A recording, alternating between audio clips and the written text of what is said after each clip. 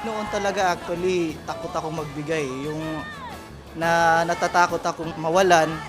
Tapos yun nga, sa turo at pangaral ng tatay, yun, nagbibigay na ako ng monthly, na-lift up yung faith ko sa Panginoon. Tapos maraming pagbabago, marami sa pamilya, sa trabaho, sa lahat-lahat. Last mid of the December kasi, bigay ako ng first fruits. First week ng January, nag-increase po ng salary sa trabaho namin.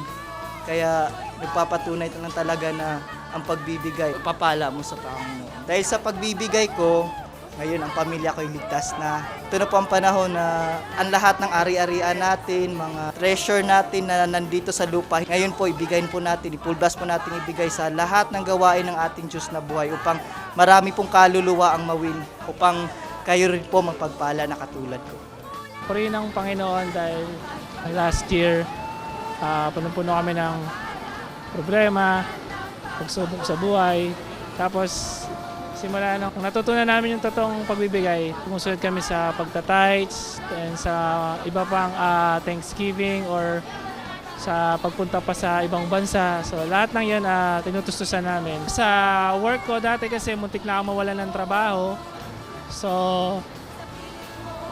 binless ako ni God. Yung blessing sa amin, nagtuloy-tuloy tsaka hindi na kami nauubusan. Kahit anong mangyari, hindi ako nauubusan. Kahit minsan ayoko na ng client, yung mga sideline ko. Kusa silang pumapasok sa amin, doon sa email ko, dire-diretso. Tuloy lang po natin yung mga tithes, then mga hiniling ni tatay. Let's say kung meron naman pupuntahan sa ibang bansa para makapagsagip ng kaluluwa, ituloy lang po natin yan dahil talaga namang ibabalik niya sa atin yan.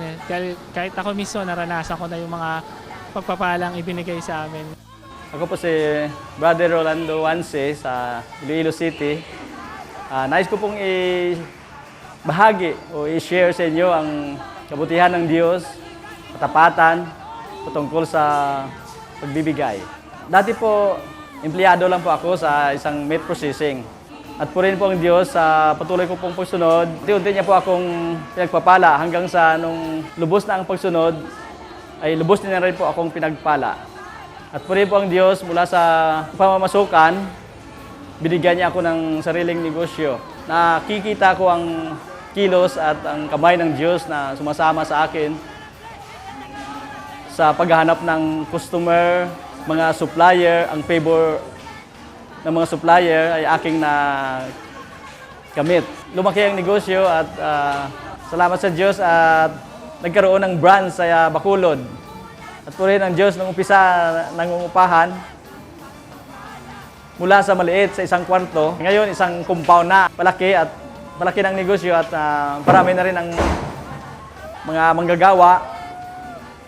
So napakabuti talaga ng Diyos at higit sa lahat dati hindi sila dumadalo sa mga prayer meeting na ginaganap sa factory. Pero purihin ang Diyos ngayon, dumalo na sila sa patuloy pong pagsunod at katapatan sa Diyos. Mga business opportunity ay dumadating.